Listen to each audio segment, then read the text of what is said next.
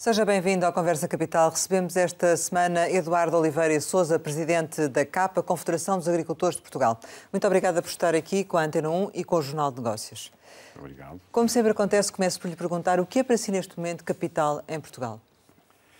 Pensei na resposta a esta pergunta, uma vez que já é a segunda ou terceira vez, creio eu, que teve a amabilidade de me convidar. E a pergunta mantém-se. E eu quero agradecer-lhe essa deferência e a oportunidade de vir trocar, enfim, raciocínios à volta daquilo que são as nossas preocupações na área agrícola. Para nós, neste momento, o que é capital é não destruir o capital. E não destruir que capital?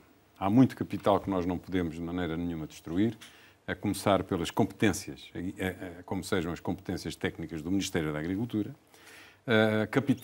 Precisamos de capitalizar a presença da agricultura no território, o que isso significa, a floresta, a pecuária, capitalizar o investimento, a modernidade, capitalizar uma visão de futuro em relação a problemas complexos, como sejam as alterações climáticas ou a água, a própria política agrícola comum e a sua relação com o mundo urbano. A agricultura precisa de capitalizar a sua relação ou o seu relacionamento com o mundo urbano. Há muito capital em jogo, há muito capital em risco e, portanto, nós precisamos de nos preocupar em não destruir esse capital. Ora, parte desse capital faz parte do plano estratégico da Política Agrícola Comum, que começa a ser implementado a partir de 1 de janeiro de 2023. Portugal tem 6,7 mil milhões em 2 pilares. A Ministra diz que este foi um programa negociado com o setor. É mesmo assim? Foi mesmo assim? Foram incorporadas as vossas sugestões ou não? Não, não é mesmo assim.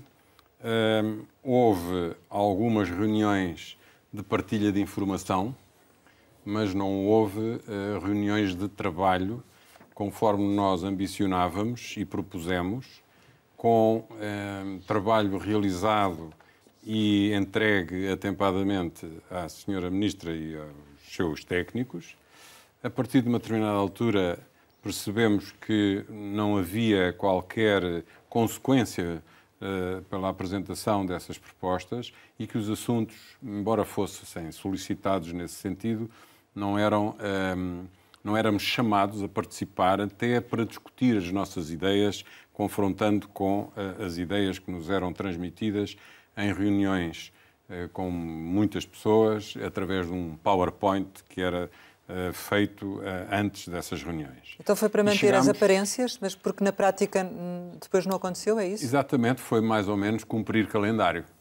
Portanto, nós não fomos excluídos, no sentido em que de vez em quando éramos chamados a ir à presença da Sra. Ministra e no Ministério, mas não havia uma recolha dos contributos que nós achávamos que deveriam ter sido incorporados até na construção do próprio PEPAC. A tal ponto que houve uma altura em que nós produzimos um comunicado a anunciar que passaríamos a mandar os nossos contributos diretamente ao Sr. Primeiro-Ministro, porque já não havia maneira de percebermos o que é que estava ali a acontecer. E o que é facto é que isso também não teve resultado e o PEPAC acabou, a política agrícola foi encerrada em junho de 2021 e o PEPAC acabou por ser aprovado em junho passado, de 2022, portanto este ano, creio eu, em junho, ou até mais tarde, agora não estou recordado a data rigorosa, e nós fomos quase que informados pela notícia publicada, o que nos pareceu completamente desajustado àquilo que seria um trabalho em conjunto. Obviamente que as decisões políticas competem a quem tem o poder político, mas não tendo havido um trabalho técnico devidamente partilhado, nós consideramos que o PEPAC é da autoria e da responsabilidade do Ministério da Agricultura e, para nós, não é o PEPAC que nós deveríamos ter. É um mau programa que, também já dissemos à Sra. Ministra, deverá, em 2023, uma vez que ele é obrigatoriamente implementado conforme foi aprovado, mas durante o ano de 2023 devemos propor à Comissão um conjunto de alterações que o regulamento permite.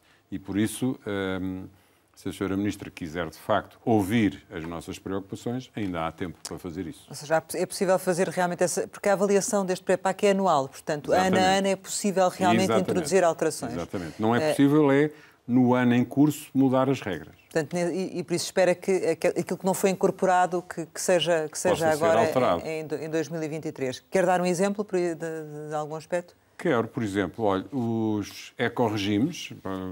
Os ecorregimes são os instrumentos de aproximação às práticas agrícolas mais amigas do ambiente, que estavam no segundo pilar e passaram para o primeiro pilar. Há duas que são emblemáticas, a produção integrada e a agricultura biológica, e que nós não percebemos porque é que passaram do segundo pilar para o primeiro pilar. O primeiro pilar que é o rendimento. O primeiro pilar é onde estão as ajudas diretas, mais abrangentes, que abrangem mais agricultores, mas os compromissos são anuais, enquanto que no segundo pilar são compromissos a mais anos, 5 anos, quando era na vigência anterior. Ora, quando se pretendem introduzir alterações ao modo de produção, os resultados em agricultura nunca são imediatos. A agricultura precisa de tempo para implementar novas soluções, para obter resultados a longo prazo. Esse é um exemplo. O próprio reforço do primeiro pilar, que em Portugal nós temos a verba comunitária mais ou menos dividida ao meio, 50% no segundo pilar, outros 50% no primeiro pilar, parece-nos desajustado, comparativamente até a outros países, Espanha, França, etc. Propusemos que fossem transferidos 30% do segundo pilar para o primeiro pilar e a senhora Ministra recusou, mas sem explicar porquê. Fez uma transferência de 15%, o que nos parece perfeitamente insuficiente, atendendo a que no segundo pilar há muito dinheiro que não está a ser devidamente utilizado, pelo menos a tempo e horas, em função da velocidade de necessidade, por exemplo, de promover investimentos. E por isso havia um ajustamento que era possível fazer, ficávamos mais próximos das estruturas dos outros PEPACs dos outros países e tínhamos condições de reforçar as verbas que são distribuídas por um conjunto de agricultores mais alargado. Farão novamente essa proposta agora no âmbito das alterações para 2023. Em termos gerais, este pré-PAC vai ou não, porque ele é muito assente as ajudas na questão da sustentabilidade. E isto significa que, na prática, isto vai dar mais ou menos desequilíbrios no setor, em função daquilo que é a realidade atual? Não sei se vai fazer um desequilíbrio, porque a sustentabilidade hoje em dia está muito assimilada aos agricultores. Mas esta é uma boa premissa, então, ou seja, fazer depender as ajudas do grau de sustentabilidade que introduzem nas suas produções. Ela já existia através da chamada condicionalidade. Portanto, os agricultores hoje não recebem praticamente nada se não tiverem que cumprir um conjunto de regras. E todas as regras hoje giram muito e cada vez mais em torno de ambições ambientais. O próprio Green Deal, que no caso da política agrícola... Com as quais vocês concordam? Com as quais nós concordamos. Quer dizer, não há como fugir à necessidade de evoluirmos também na relação da produção agrícola com as medidas de proteção ambiental.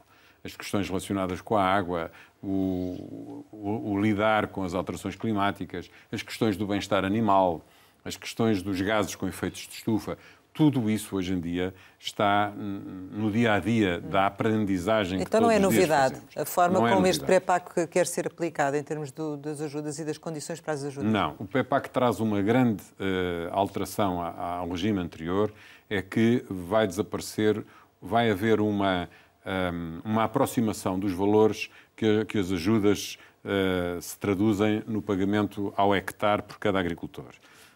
Até agora vigorou um sistema associado à figura do direito, os direitos que os agricultores construíram ao longo dos anos, mas isso já passou, já faz parte do passado. A Europa já terminou praticamente em todo o lado com essa figura e nós vamos agora proceder a esse desmantelar até 2026. Certo. E, portanto, os direitos desaparecem, passa a haver uma ajuda que é igual para todos e depois essas ajudas são complementadas com essas tais regimes que podem, alguns, serem complementados. Certo. E essa complementarização ainda não está feita nem é conhecida e já estamos atrasados na nossa perspectiva. Os próprios regulamentos não são conhecidos, o que é que se pode juntar na medida A com a medida B, porque os agricultores precisam de construir nas suas nos seus orçamentos, nas suas programações de sementeiras e de condução das culturas nos próximos meses, já deviam ter essa informação perfeitamente transparente e não está. Ou seja, para saber em concreto o que é que precisam de fazer para se habilitarem a determinado programa. Acha que vamos ter mais ou menos agricultores a recorrerem aos fundos do que em programas anteriores? Ainda bem que me faz essa pergunta. Os fundos, agora estamos a falar dos fundos para o investimento, uma vez que partimos do princípio que, em relação aos fundos que estão alocados ao primeiro pilar, todos os agricultores vão querer acorrer a eles. Os fundos do segundo pilar, principalmente os do investimento, estão completamente desajustados na forma como estão a ser aplicados. Esta metodologia de abrir concursos que são temporários e que agora abrem para a vinha, amanhã abrem para a pecuária, depois da manhã abrem para os jovens, depois abrem para os painéis fotovoltaicos. Depois... Ora, os agricultores, o timing dos investimentos não é compatível com os calendários administrativos de uma administração centralizada em Lisboa. Deveria de haver forma, e já foi assim no passado, o acesso às medidas de apoio a determinados investimentos estarem aberto em permanência. Porque o agricultor é agora que precisa de investir num determinado setor, numa determinada área, seja para adquirir um equipamento, seja para montar uns painéis fotovoltaicos, seja para modernizar o seu sistema de rega. Isso devia de estar em permanente aberto e significa ser muito mais aligeirado na parte burocrática. A parte burocrática está cada vez mais pesada, conjuga vários ministérios. Nós já tentámos e continuamos a tentar criar uma sinergia, por exemplo, com a autoridade a APA, a Agência Portuguesa para o Ambiente, no que diz respeito ao licenciamento da utilização de água, a construção de barragens ou de charcas, o fazer furos e tudo isso, que aquele procedimento todo passe por uma ajuda feita pelas próprias associações de agricultores, que depois entregavam, entre aspas, a paparoca feita ao Ministério do Ambiente, não tem sido possível. Portanto, isso significa que, na prática, manterem-se esses timings, haverá concursos vazios? Pode haver concursos vazios ou concursos que, mesmo não ficando vazios, não tenham depois a velocidade de implementação desejada. E há calendários para cumprir. Há calendários para cumprir. Neste momento, na nossa leitura, é uma das leituras que nos afasta da Sra. Ministra, é a questão dos volumes que estão por pagar. Nós olhamos para os números que nos são transmitidos pelos quadros oficiais do Ministério e encontramos 1.400 milhões de euros por pagar aos agricultores. A Sra. Ministra diz que não. Sim. Diz que são umas centenas, não são uns 1.000 milhões. E nós dizemos, então vamos nos sentar à mesa de uma forma definitiva e vamos encontrar onde é que está aqui o desacordo na interpretação dos números. Essas verbas referem-se a que... aos investimentos que estavam para ser feitos, alguns deles que não estão ainda feitos, e nós temos que saber porque é que o agricultor não fez aquele investimento. No âmbito do quadro anterior. Do quadro anterior, que é o que está a vigorar e ainda vai vigorar durante mais algum tempo. Porque o quadro terminou, teoricamente, em 2022, depois teve uma extensão até 2023 e 2024, é o período de transição, 22 e 23, e agora tem o N+3, portanto vai atirar até 2025. São medidas anteriores, pagas com o dinheiro já do próximo pacote. Portanto, há aqui o período transitório, no fundo, não é? O período transitório que acaba em 2023, creio eu, e depois há o período de ajustamento no âmbito dos investimentos. Mas esta diferença, então, resulta do quê, destes valores? Resulta daquilo que está aprovado e que, para nós, o facto de estar aprovado significa que já há condições para pagar.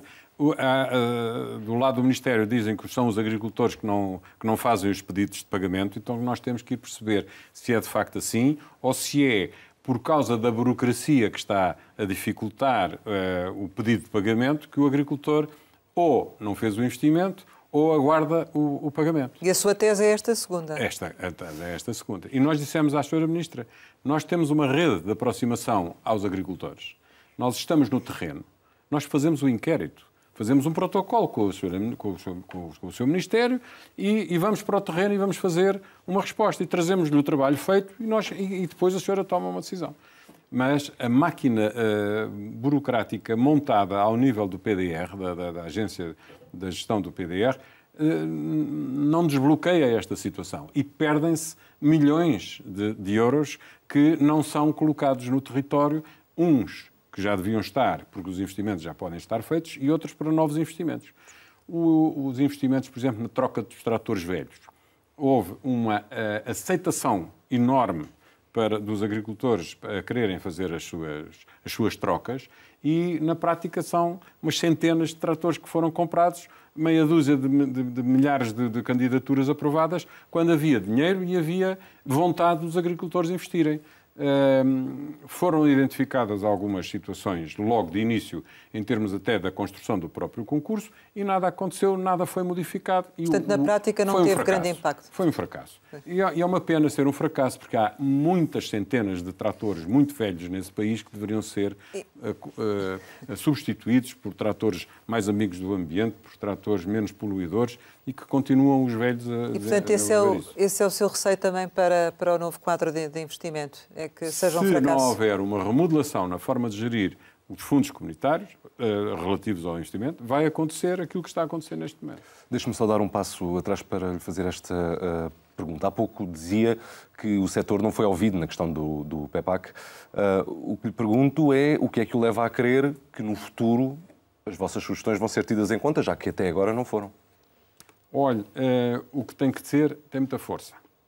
E, portanto, quando começarem a aparecer os resultados de uma fraca aplicação das medidas que estão aprovadas, haverá, pelo menos espero eu, o bom senso de reconhecer que há coisas que precisam de ser alteradas.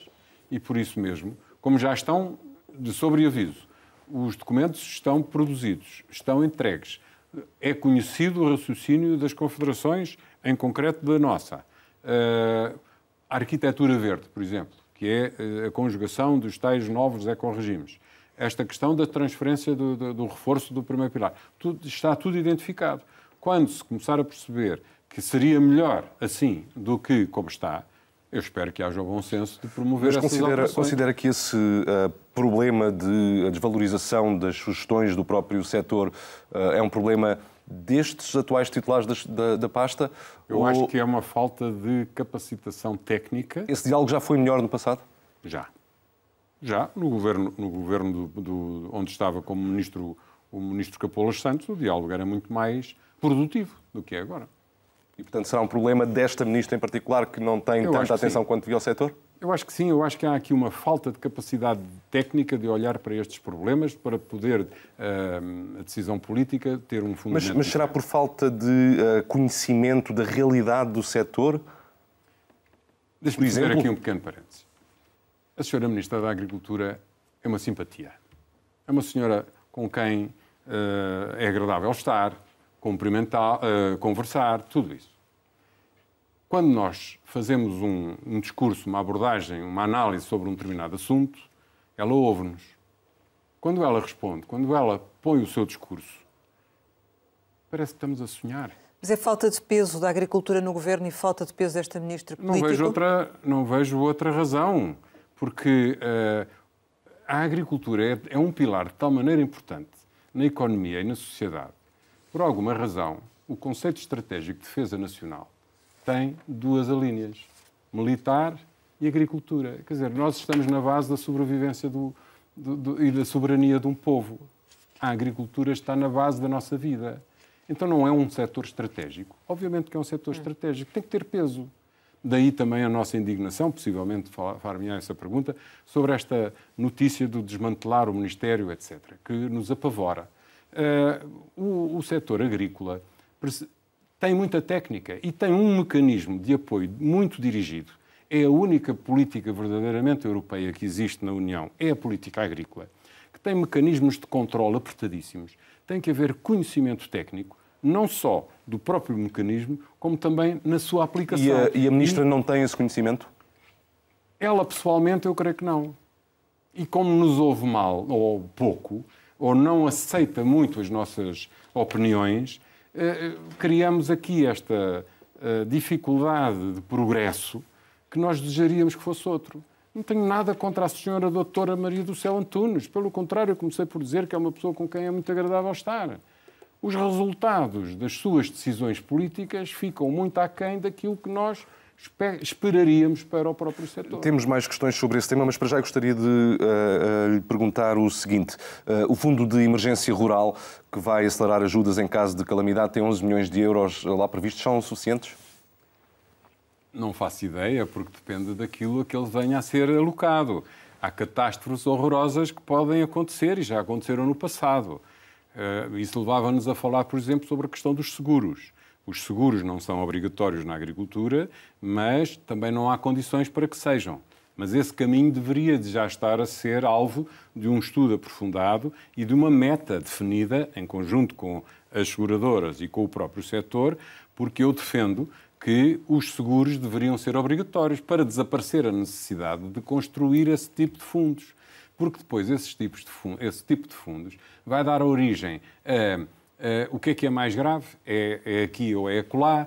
É aquele setor que precisa mais ou precisa menos? É o grande ou é o pequeno? São as tais discussões que não interessa alimentar. E, portanto, ela constituiu, resolveu, para nós foi uma novidade, constituiu esse fundo, esperemos que o utilize bem e que acorra, de facto, às emergências que venham a surgir.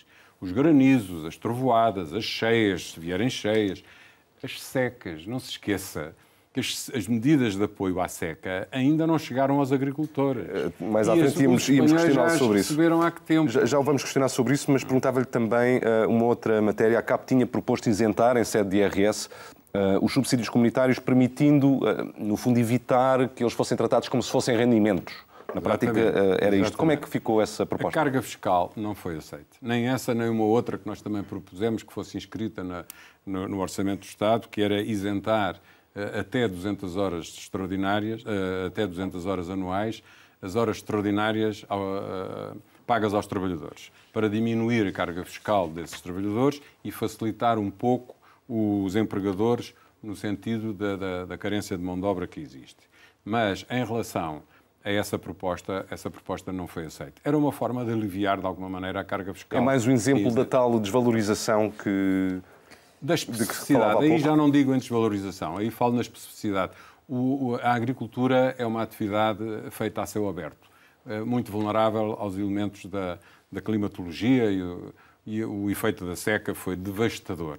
E o que é facto é que nem pela área fiscal, nem pela área das medidas específicas, o setor foi ajudado. Agora, é curioso que a Ministra disse no Parlamento, garantiu que o Orçamento de Estado vai dar um apoio permanente ao rendimento dos agricultores e pago a tempo.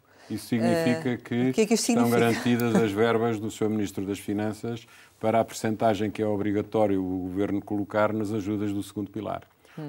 Enquanto que o primeiro pilar é dinheiro 100% da União Europeia, o segundo pilar tem uma componente de cerca de perto de 20% do Orçamento do Estado. E essa garantia tem que estar prestada pelo Sr. Ministro das Finanças para que Bruxelas aprove. Portanto, isto é apenas o anúncio de que o Estado está a cumprir aquilo que tem obrigatoriamente cumprir? Exatamente. Não é nada dinheiro a mais. Mas não deixa de ser uma boa notícia. Saber obviamente. Depois da passagem das florestas para o ambiente, agora foi anunciada, como já há pouco fazia referência, a integração das direções regionais nas CCDR. Ainda não foi. Ainda não foi. Está dito que vai ser. Está dito que vai ser, sim.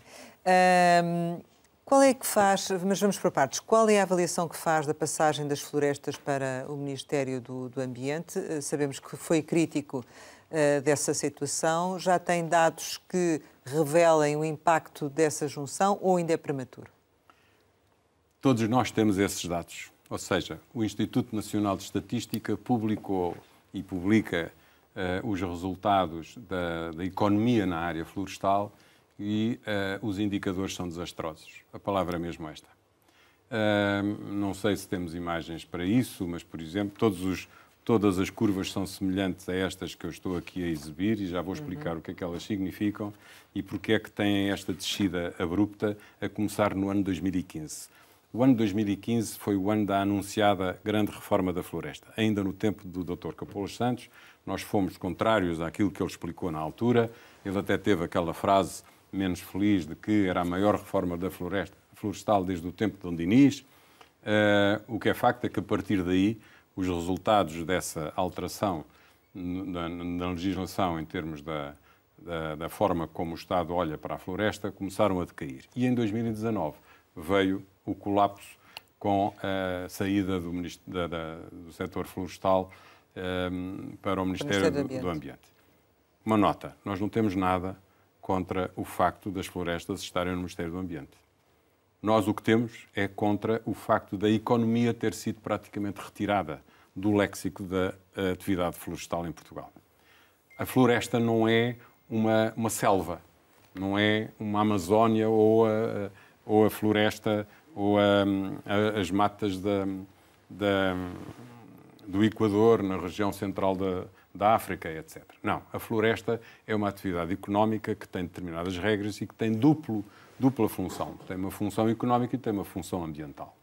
Ora, a riqueza produzida pela silvicultura no país, que são os produtos florestais, os serviços, os viveiros, tem mínimos históricos desde o início do século.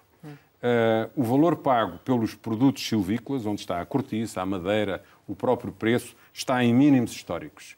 O valor da madeira em pé, ou seja, o capital, o tal capital a que eu me referia no princípio, que é a floresta que o país tem, está em mínimos históricos, o que significa que não está a ser reposta.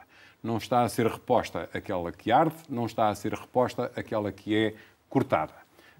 Tudo mínimos históricos. Deixe-me apenas explicar para benefício dos nossos ouvintes, que não podem naturalmente ver os gráficos, que o engenheiro Oliveira Sousa trouxe uma série de gráficos para esta entrevista. Todos eles mostram penhascos, basicamente. Exatamente. É que as curvas são começam sempre a cair em 2015. Vai cair. Isto são números do Instituto Nacional de Estatística. Mas isso significa que desapareceram os investidores do setor? Não há pessoas a investir? Não há. Não há porque não há incentivos a esse investimento. Certo. Os incentivos são para fazer paisagem. Que eu saiba, a paisagem ainda não tem remuneração. Portanto, era preciso haver uma remuneração compatível com o rendimento que a floresta daria se estivesse lá a floresta produtiva.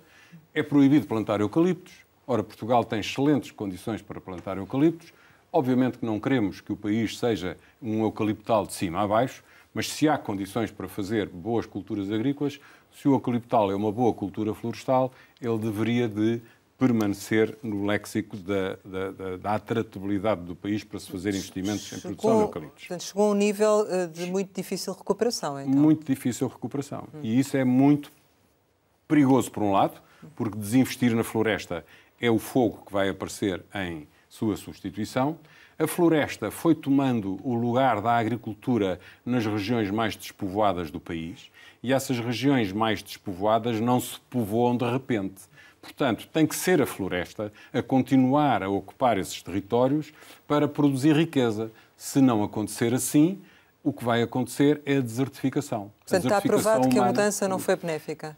Eu acho que a prova está nos números, é uma evidência. Mas o que é que pressurizam? É o regresso à agricultura ou é a separação do Instituto da Conservação da Natureza e das Florestas em duas estruturas? O Ministério do Ambiente não é um Ministério da área da economia.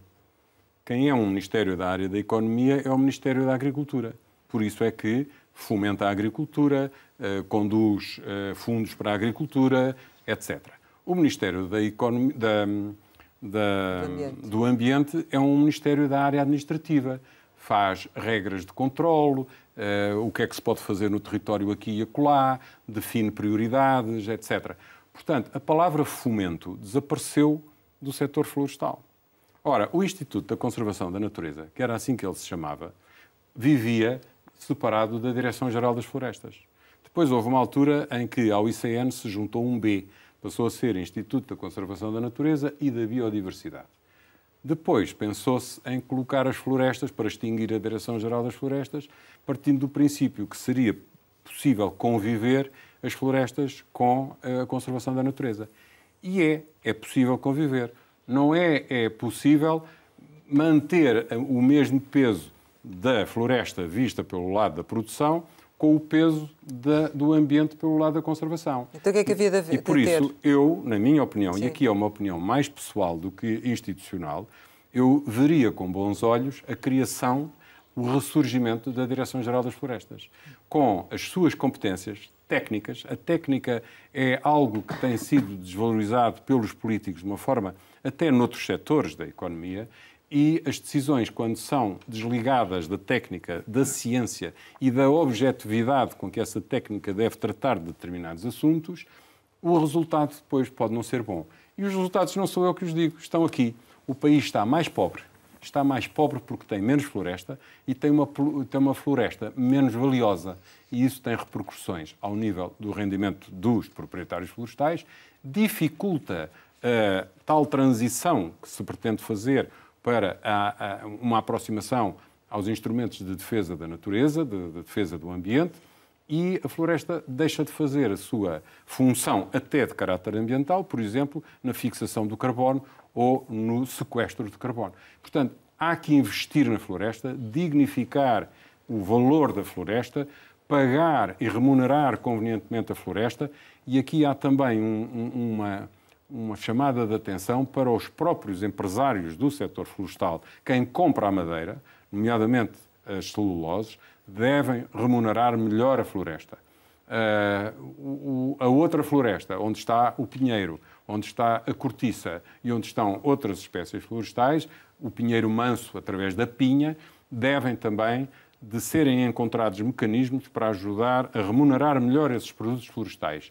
E, em simultâneo, desenvolver projetos de investimento, que estão alguns no PDR. O PDR pertence ao Ministério da Agricultura e as florestas estão no Ministério do Ambiente. Não está a correr bem, isto deveria de ser reequacionado. A CAP criticou o fim das direções regionais, mas a Ministra já veio dizer que elas, na verdade, não vão ser extintas, continuam lá nos mesmos locais, com as mesmas pessoas. O que vai acontecer é que vai haver um diretor que participa de forma direta na Comissão de Coordenação. É assim que olha para esta situação? Foram surpreendidos por esta medida ou ela já tinha sido discutida? Não foi discutida. Eu começo exatamente por lhe responder à questão de se formos surpreendidos. Fomos completamente surpreendidos e ficámos todos perplexos. Eu utilizo aqui a palavra todos, porque, como sabe, foi produzido um comunicado conjunto com as 4 grandes organizações associativas do setor agrícola, 3 confederações e uma associação de caráter nacional, que se uniram em torno desta indignação. Uma medida como essa tem que ser explicada e deveria ter sido explicada antes de ser anunciada como estando decidida. Porque há sempre aquela ideia ou aquela mensagem de que vai ficar tudo na mesma. Isto vai ficar tudo na mesma. Então, se vai ficar tudo na mesma, é porque estar a mexer. O que é que não fica na mesma? Uma expressão muito infeliz da Sra. Ministra da Agricultura, quando diz na entrevista que deu esta semana a um jornal diário que a única coisa que vai mudar é a figura do diretor regional, que vai passar a ser eventualmente um vogal da direção das CCDR ou outra coisa qualquer. Outra coisa qualquer. Isto é uma ofensa aos diretores regionais, é uma ofensa aos técnicos do Ministério da Agricultura, é uma ofensa aos agricultores portugueses.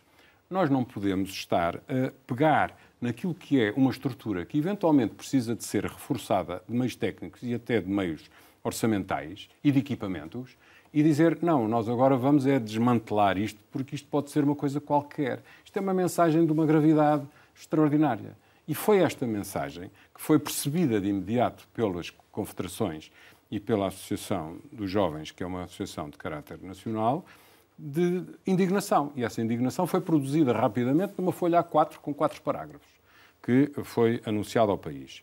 Ora, desmantelar uma organização que já está descentralizada, porque as direções regionais de agricultura são a descentralização do Ministério da Agricultura. Para quê? Para levar aos agricultores as tais especificidades técnicas que, por exemplo, a aplicação da política agrícola comum obriga. E isto não é uma coisa fácil de transferir para uma CCDR. Agora vamos partir do princípio que é verdade aquilo que a Sra. Ministra diz e diz, não, mas isto fica tudo na mesma, os funcionários são os mesmos, ficam nos mesmos locais a fazer as mesmas coisas. Tudo bem, mas há uma cabeça diferente, que vai começar a pouco e pouco, à medida que o tempo for andando, a atribuir funções em função das suas próprias decisões. Ora, um setor como é o setor da saúde ou o setor da educação, em situações de grandes problemas, vão ficar prioritários em relação às decisões dos problemas dos agricultores. Vocês têm lá a vossa estrutura organizada, têm a política agrícola, eu agora preciso me debruçar sobre isto. Olha, até preciso de pôr os funcionários a fazer coisas na área da saúde por causa... Qual é a verdadeira intenção que está por trás desta mudança, então? Pois, essa pergunta gostava eu de ter feito à Sra. Ministra se ela nos tivesse chamado a discutir este assunto antes. Ela e provavelmente não só ela, porque há aqui outras envolvências de outros ministérios, como seja o próprio Ministério da Coesão. Portanto, há uma decisão política. Uma decisão política que tem que ter um significado. Portanto, ela não foi discutida a priori e nem explicada a posteriori? Nem explicada. A explicação é aquilo que a Sra. Ministra explica. Vai ficar tudo na mesma. Se isso é a explicação, que vai ficar tudo na mesma, então, o assunto não se esgota, já tem um calendário. É preocupante ter um calendário, porque já está previsto que até março, ou a partir de março, vai acontecer assim, e em março de 2024 está consumada esta situação. Se isso vier a verificar, nós lemos isso como sendo o desmantelamento do Ministério da Agricultura. E isso nós não queremos de maneira nenhuma que aconteça, porque achamos que o Ministério da Agricultura precisa exatamente do oposto. Conforme já falámos aqui até hoje, precisa de maior capacitação técnica, de fazer uma ligação com as estruturas associativas do setor agrícola de uma forma mais vigente e não precisa de ser desmantelado. Isso é uma consequência da descentralização, ou não? Ou acha que não tem nada a ver? Isto para nós não é bem uma descentralização. Isto é mais o avançar um passo naquilo que não está referendado no país, que é a regionalização. Porque atribuir poderes a órgãos que ganham uma dimensão muito maior nas 5 regiões do país é uma regionalização. E isso não está aprovado, não foi discutido na Assembleia da República, não foi referendado pelos portugueses, não deveria ser feito. Mas esta não pode ser também uma forma de aumentar a coesão territorial? A agricultura também tem um papel nesse aspecto, não é? Se assim for, expliquem-nos como. Porque, exatamente, a ligação do território com a estrutura ministerial existe através das direções regionais. E, por isso, se as direções regionais têm carências, e têm, a começar pela carência de técnicos, porque se têm reformado ano após ano e têm tendências para continuar a reformar. Então, era necessário começar a investir na atratividade dos técnicos, dos mais novos, para fazerem funções nas direções regionais. Se a solução é desmanchar as direções regionais, nós não acreditamos que isso possa vir a ser feito com eficácia através das CCDR. Já falámos aqui sobre a seca, abordou associada ao facto de não terem chegado ajudas, mas em termos gerais eu perguntava-lhe se neste momento a chuva que já se fez sentir, se já ajudou de algum modo os agricultores e a agricultura. Obviamente que sim, tem estado a chover com alguma regularidade no país, mas tal e qual como também é conhecido, fruto das alterações climáticas, de uma forma completamente diferente do que era habitual até há meia dúzia de anos atrás. E meia dúzia mesmo. Isto mudou muito nos últimos 4, 5, 6 anos. Tem chovido com alguma intensidade no norte. As barragens no norte já mostram armazenamento com expressão. No sul ainda não.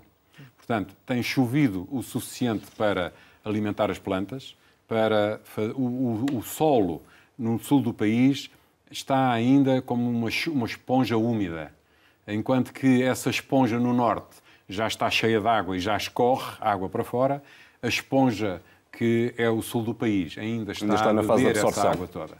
E a água ainda não corre nas ribeiras para promover o acréscimo de armazenamento na região a sul. Quais são as campanhas que estão comprometidas? E levava-nos a discutir a questão do tal armazenamento, se deve ou se não deve haver armazenamento reforçado no norte para trazer água para o sul, se vierem a intensificar estas carências sistemáticas na região a sul do território. Portanto, tem estado a chover, pouquinho no sul, muito pouquinho no sudoeste, muito pouquinho no Algarve, muito pouquinho em algumas regiões do Alentejo, mas com alguma expressão já a norte do país, onde dentro de pouco tempo ela atingirá os seus valores normais. Normais para a época. Isso está a comprometer algumas campanhas ou não?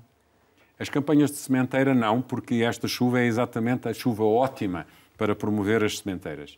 É uma preocupação em termos de reservas para a campanha seguinte de regadio que acontecerá já na primavera e no verão de 2023. Aí as reservas não existem ainda. No sul do território está muito carente, com exceção do Alqueva, porque o Alqueva tem uma capacidade de armazenamento que permite vislumbrar 3 anos sem problema. E essa questão do regadio é uma outra questão, não é? Também o avançar e o não avançar do regadio e as críticas que têm sido feitas.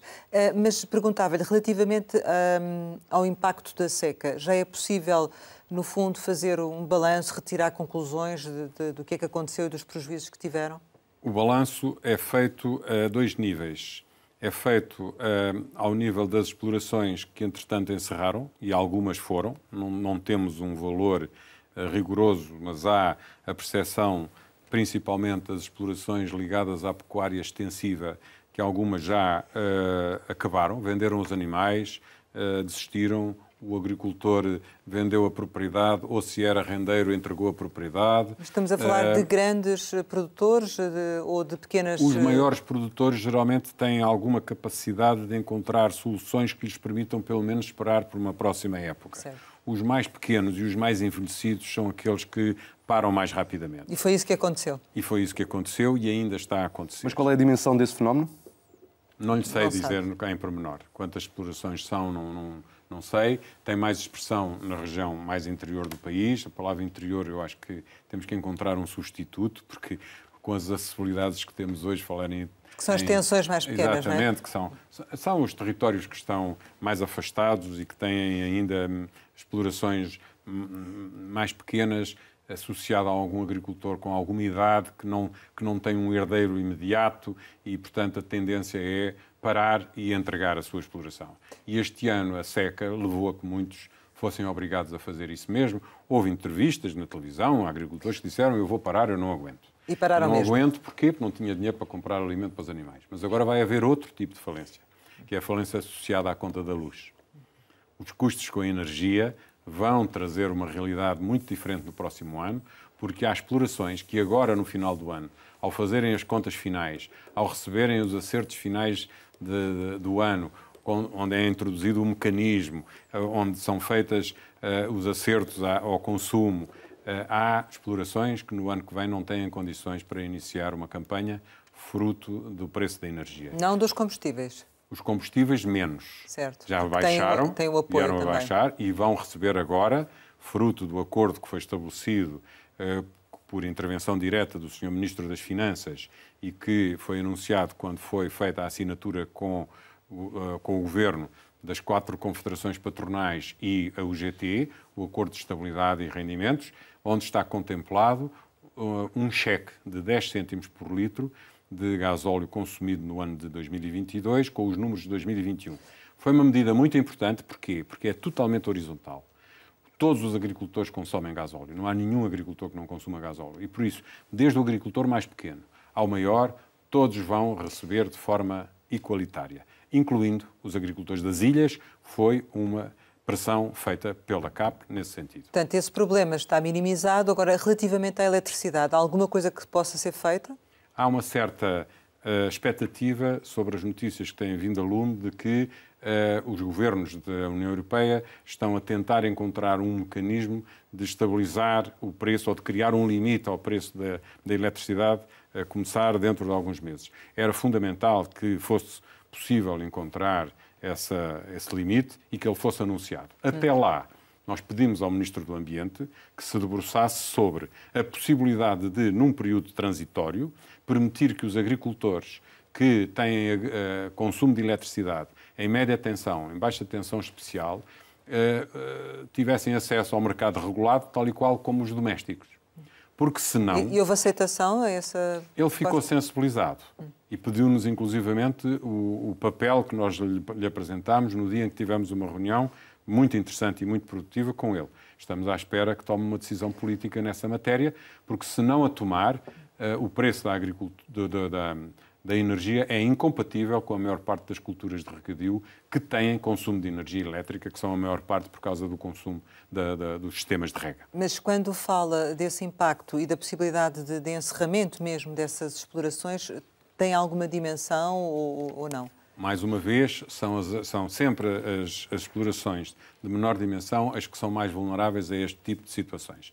O agricultor profissional, hoje em dia, faz contas. Não há já aquela ideia do agricultor que tem 2 sacos. O saco onde põe e o saco onde tira. Isso acabou. Hoje em dia, os agricultores, principalmente aqueles que são profissionais, independentemente do tamanho da sua exploração, fazem contas. E foram apanhados, foi a meio do caminho.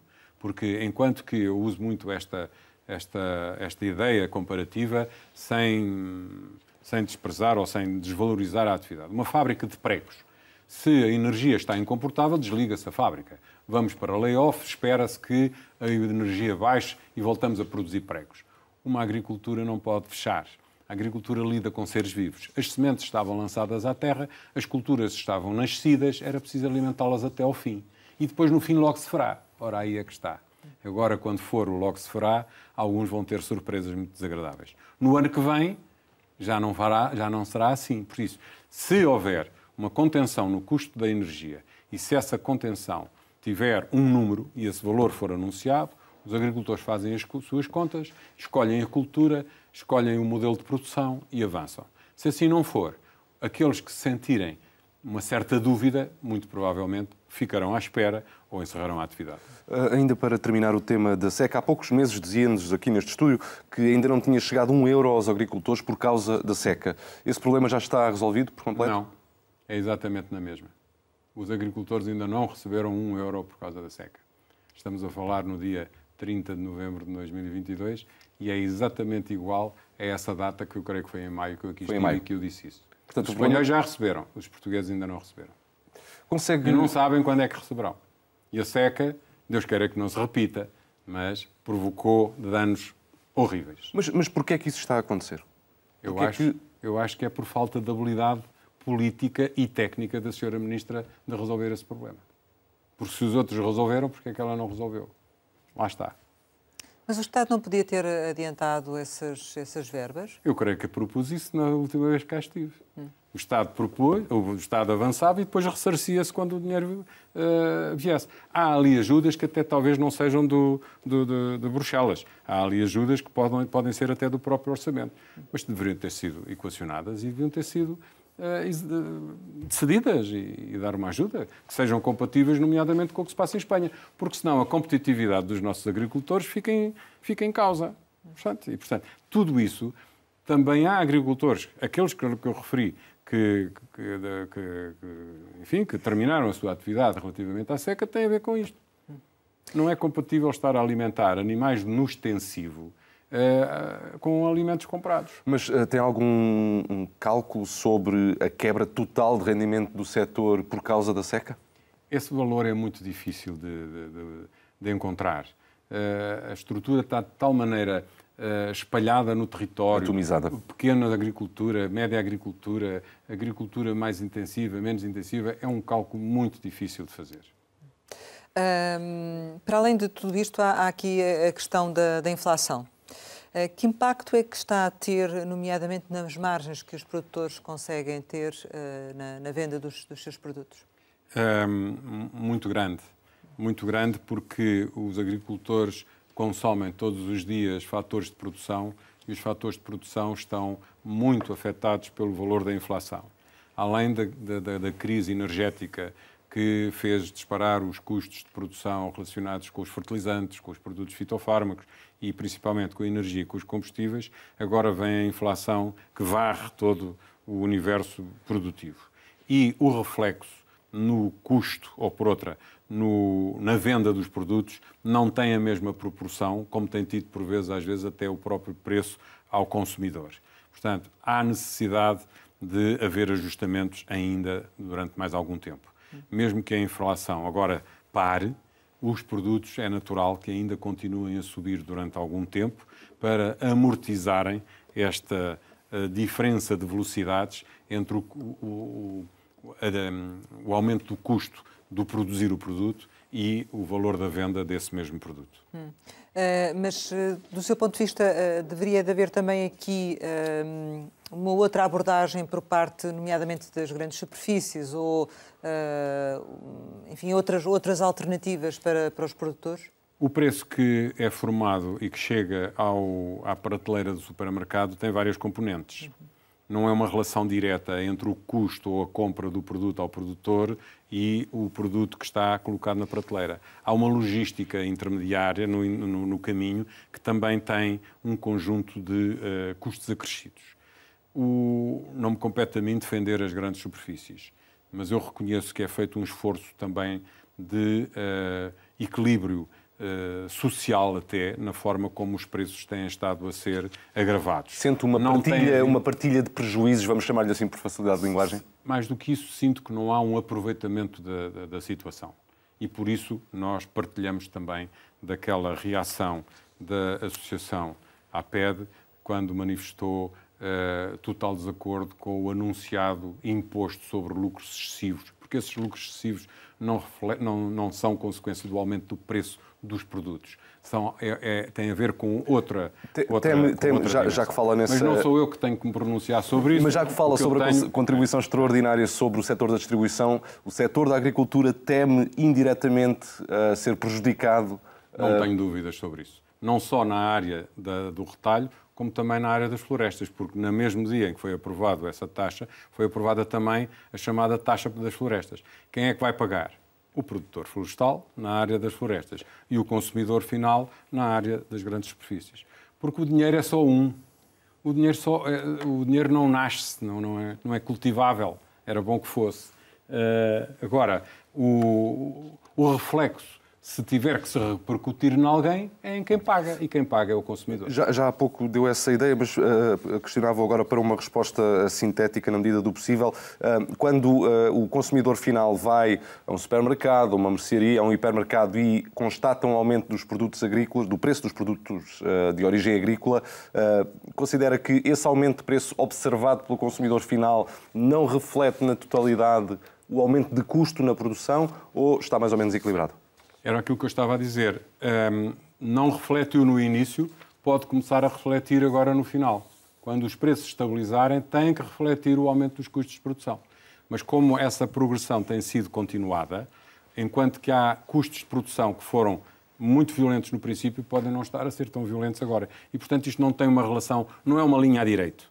Pode ser uma linha com picos, mas vai ter depois uma matriz, que é uma matriz de subida, e os preços, a não ser que viesse aí um milagre de redução de todos os custos de produção, que pudesse voltar a ter os produtos ao mesmo preço que tínhamos há um ano atrás. O nosso tempo vai se aproximando do final, mas queríamos ainda questioná-lo sobre uma questão que tem a ver com o facto de, na semana passada, ter sido desmantelada uma rede de tráfico de imigrantes no Alentejo. Foram feitas já várias reportagens que mostram o estado em como estas pessoas vivem e trabalham. Porquê que os agricultores continuam a aproveitar-se desta mão de obra ilegal? Olha, eu não tenho uma resposta para essa pergunta diretamente, porque aquilo que acontece com esses trabalhadores, é um submundo.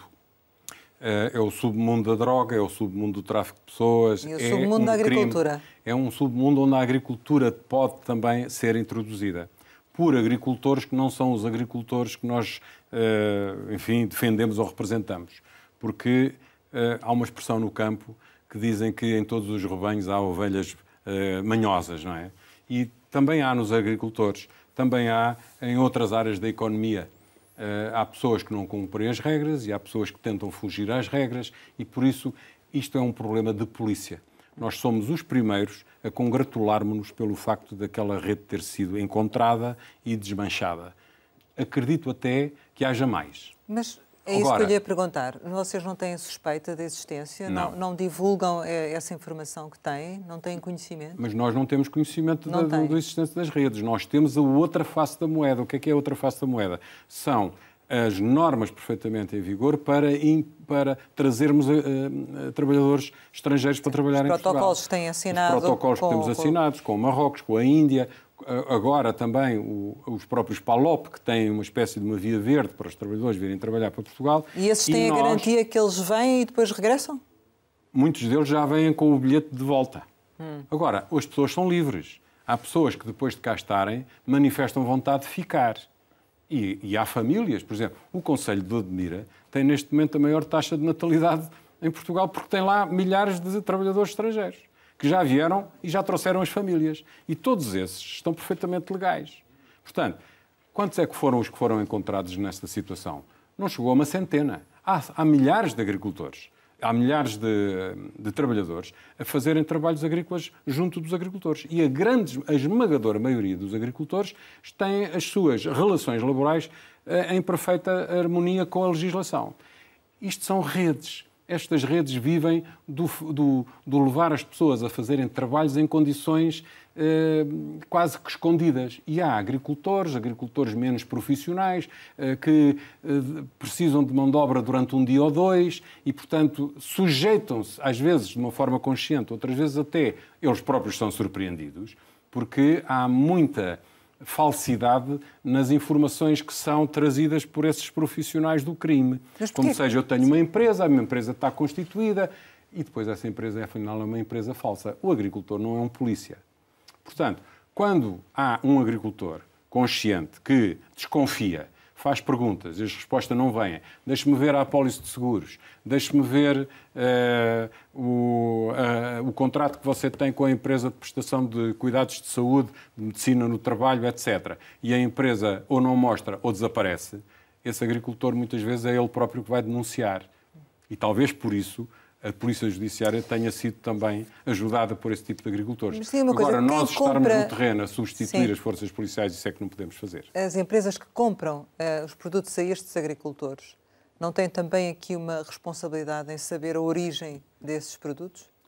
Todas as empresas que estão no mercado de uma forma perfeitamente sustentada, principalmente as grandes empresas, fazem essas perguntas. E os agricultores não correm o risco de perderem esses seus clientes. E, por isso, a maioria dos agricultores, os verdadeiros profissionais, não têm problema nenhum desta matéria. E as empresas que exportam, por exemplo, são auditadas de forma muito assídua e muito rigorosa pelos seus clientes estrangeiros. Portanto, nós estamos de consciência perfeitamente tranquila porque temos, inclusivamente, um esforço maior do lado dos agricultores a quererem encontrar, por exemplo, habitação condigna. A quererem encontrar as tais ovelhas manhosas, não é? Essa função não é nossa. Sim. Se nós as encontrarmos e se esbarrarmos com elas, somos os primeiros a denunciá-las. Certo. Agora, o que é que nós queremos? Queremos é continuar a encontrar soluções para que os agricultores tenham acesso a uma mão de obra perfeitamente legalizada e bem instalada. E instalá-los, às vezes, é muito difícil. Há câmaras municipais que não querem aprovar determinado tipo de construções para instalar trabalhadores imigrantes. E depois vemos a Ministra da Agricultura dizer: sim, senhora, então vamos aqui criar um protocolo, vocês podem instalar, nem que seja provisoriamente, em contentores. E depois os agricultores são acusados de tratarem mal os trabalhadores porque têm contentores. Então onde é que ficamos? Portanto, esse trabalho precisa de ser aprimorado, feito em conjunto com os agricultores. E os agricultores estão a fazê-lo. Quando eu digo agricultores pequenos, agricultores médios, agricultores grandes. Há grandes empresários agrícolas que têm instalações autónomas com telefone vermelho, que é o telefone vermelho. Há um trabalhador que sente que está a ser maltratado, levanta aquele telefone, quem atende é o cliente final que está em Inglaterra ou na Alemanha. No dia seguinte, o contrato daquela empresa onde ele trabalha vai ser posto em causa pelo cliente final. Isto existe no mundo agrícola. É o vanguardismo na proteção do trabalho dos trabalhadores imigrantes. Há cozinheiros nessas explorações que produzem, cozinheiros que são chefes, que produzem comida para os nepaleses diferente da comida dos indianos. Isto também existe no mundo agrícola. E há o submundo. Agora, esse submundo tem que ser encontrado, desmanchado e punido. Punido pelos que praticam o ato e punido pelos clientes desses atos. Vamos ver se ainda conseguimos colocar mais duas questões, ainda em tempo. Por isso também pedi respostas mais sintéticas. Assinou o acordo de rendimentos, está previsto que o aumento médio dos salários de 5%. A agricultura vai cumprir isto ou não? A agricultura vai cumprir, em particular, aquilo que está decidido ao nível do salário mínimo. E depois nós fazemos, nomeadamente na CAP, contratação coletiva. Portanto, nós já estamos a negociar com os sindicatos, em particular com os sindicatos da esfera da UGT, os novos contratos para vigorarem em 2023, onde são contempladas o aumento do salário mínimo e a progressão da carreira que seja compatível com a tabela que está aprovada. O aumento dos 20% em 4 anos é uma ambição do Primeiro-Ministro para o país inteiro. E tem um escalonamento diferente. É um pouco mais no primeiro ano, um pouco menos no segundo, e por aí fora, até chegar ao 4º ano, onde o aumento é de 4, qualquer coisa, o que no total dá os tais 20%. Quem fizer aumentos acima desses valores tem benefícios fiscais que também estão contemplados. Exatamente. Também estão contemplados. E, portanto, eu creio que sim. Eu creio que sim, que os agricultores farão o cumprimento dessas regras, mas aquilo que eles têm que fazer é cumprir, em particular, a questão do salário mínimo, embora o salário mínimo hoje em dia seja apenas uma pequena parte dos salários que se praticam na agricultura. Há muitos trabalhadores agrícolas com salários médios acima dos 1.000 euros. Vou desafiá-lo a dar agora duas respostas, 30 segundos cada uma, às duas perguntas que lhe vou fazer. Por um lado, as dificuldades constantes pelo que passa o setor agrícola fazem-no temer pelo próprio futuro do setor, ou seja, como é que estamos em termos de evolução dos jovens agricultores? Os jovens agricultores precisam de mais atração para o mundo rural. E por isso, no âmbito dos benefícios fiscais e no âmbito da complementaridade dos serviços no território afastado do litoral, tem que ser uma preocupação do Governo. O 5G. O agricultor jovem que tenha 5G, tanto faz agricultura em Torres Vedras como faz em Elvas. Se estiver em Elvas, está mais perto de Espanha, está mais perto da internacionalização, de fazer conjugação com os agricultores espanhóis. Precisa de ter atratividade. Atratividade fiscal duradoura, que é uma coisa que está mal explicada nos benefícios fiscais para os jovens, e tem que ter condições para pôr os filhos a estudar, tem que ter saúde por perto, tem que ter serviços de administração pública por perto, porque senão não é atrativo ir para o interior ou para essas regiões. Já há poucos meses lhe fizemos esta pergunta, mas temos que insistir porque as coisas às vezes mudam no espaço de pouco tempo. Termina o mandato para o ano, há a possibilidade de se recandidatar? Eu creio que já posso dizer que não. Eu já anunciei ao meu universo associativo que, por variedíssimas razões, não serei presidente da CAP depois das próximas eleições. É uma decisão irrevogável? É uma decisão irrevogável. Temos que ter a noção de quando é que é a altura... Irrevogável no sentido do dicionário ou no sentido político do termo? Já vimos decisões irrevogáveis virem para trás. Não. Esta decisão está muito ponderada há muito tempo e eu já assumi e já estamos a trabalhar no terreno, a pensar no próximo ciclo. Será alguém mais jovem? Não sei. A juventude está na cabeça das pessoas. Mas isso significa também que isto não foi uma experiência muito boa? Ou... Pelo contrário, uma experiência fantástica. Eu adoro, porque não acabei ainda o meu mandato, ser presidente da CAP. Nunca esperei passar por uma experiência destas na minha vida.